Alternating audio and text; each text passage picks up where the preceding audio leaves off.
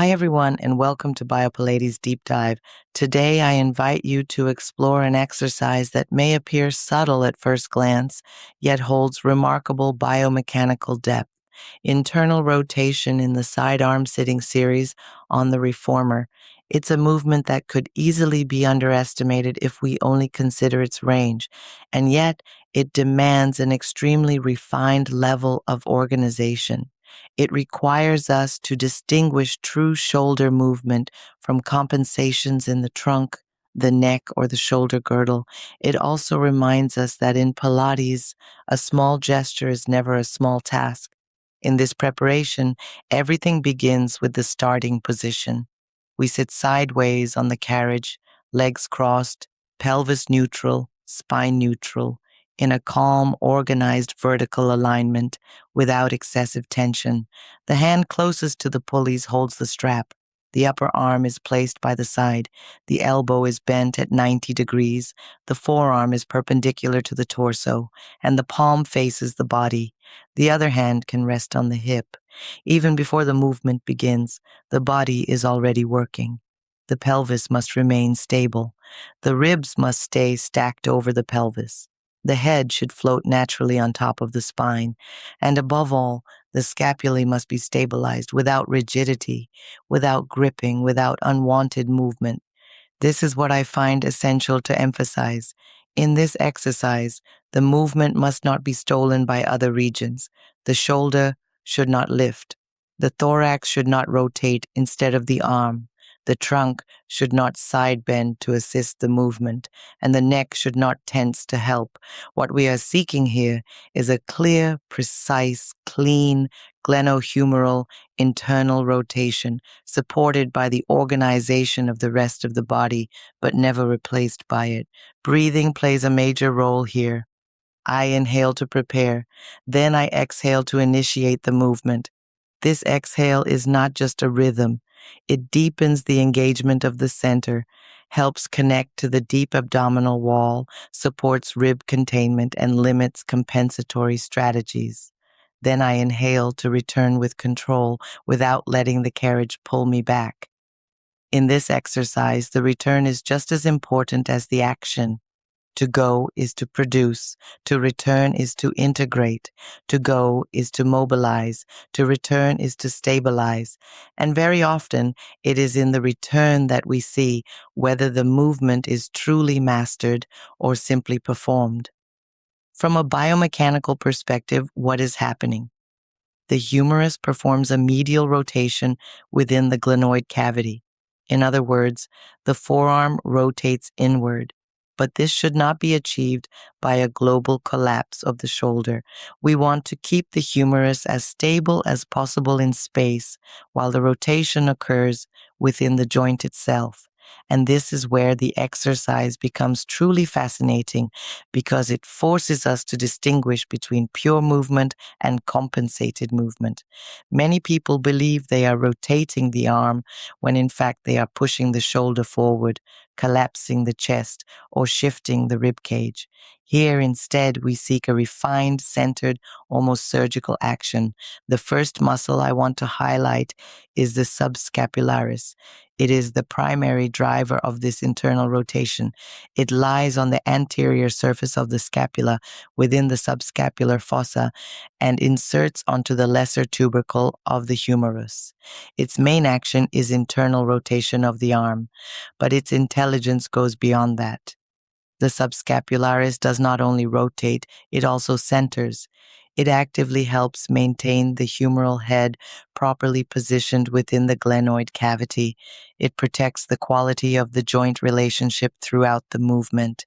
It is innervated by the upper and lower subscapular nerves, originating from the brachial plexus, primarily from C5 and C6. The second muscle I want to discuss is the teres major. It originates from the posterior surface of the inferior angle of the scapula and inserts onto the medial lip of the intertubercular groove of the humerus. Its actions include extension, adduction, and internal rotation. It is less specific than the subscapularis in this context, but it plays a powerful synergistic role. It supports the movement, helps organize the trajectory of the arm, and contributes to dynamic stability. It is innervated by the lower subscapular nerve, also from the brachial plexus. But if I only spoke about these two muscles, I would be giving an incomplete picture, because a well-executed internal rotation cannot exist without the entire environment that supports it. First, there are the stabilizers of the trunk, the transversus abdominis, the pelvic floor, the obliques, the multifidi, the spinal extensors.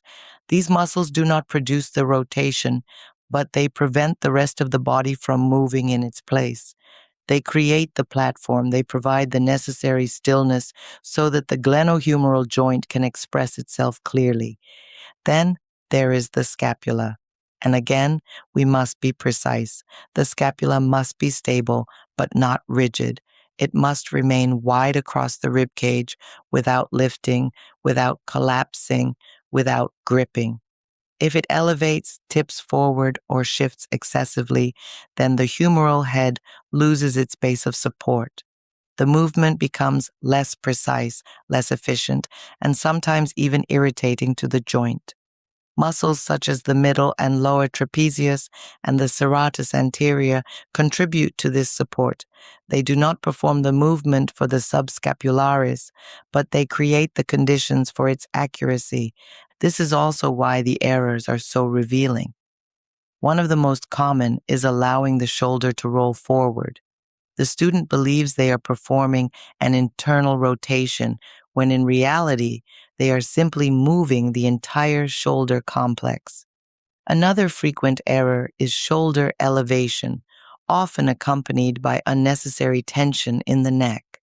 We also often observe a subtle rotation of the thorax, as if the torso were quietly helping the arm.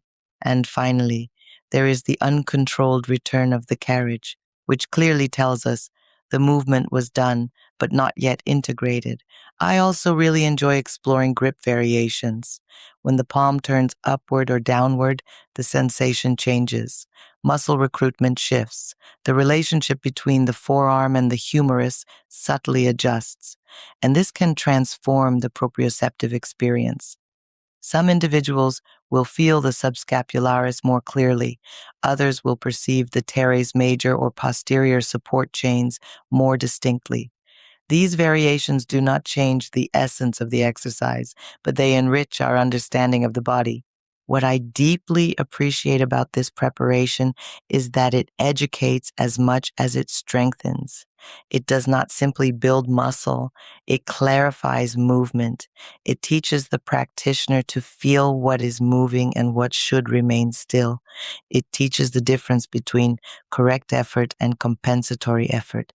It reminds us that a strong arm is not an arm that forces, but an arm that works from refined organization, from a stable center, from a supported scapula, and from a well-centered humeral head. In an approach like ours, this type of exercise is incredibly valuable. It prepares the body for more complex tasks, pushing, pulling, weight-bearing, transitions, dynamic sequences. It enhances joint awareness. It refines the relationship between mobility and stability. And it reminds us of a simple but essential truth. The quality of a movement never depends solely on the muscle that acts, but on the intelligence of the system that surrounds it. If I had to summarize the essence of this seated side internal rotation, I would say this. It is about producing a precise movement without collapse, without tension, and without compensation. It is about keeping the scapula stable without locking it, rotating the humerus without moving the thorax, engaging the center without becoming rigid, and breathing without losing alignment. It is a work of finesse, clarity, and awareness. And that is exactly why it is so valuable. We know that the most subtle movements are often the ones that teach us the most. They require less demonstration and more listening, less brute force and more motor intelligence, less quantity and more presence. And that is exactly what this preparation offers us. Thank you very much for listening to this episode of Biopilates Deep Dive. If you enjoyed it, please share it with others. See you soon for the next episode.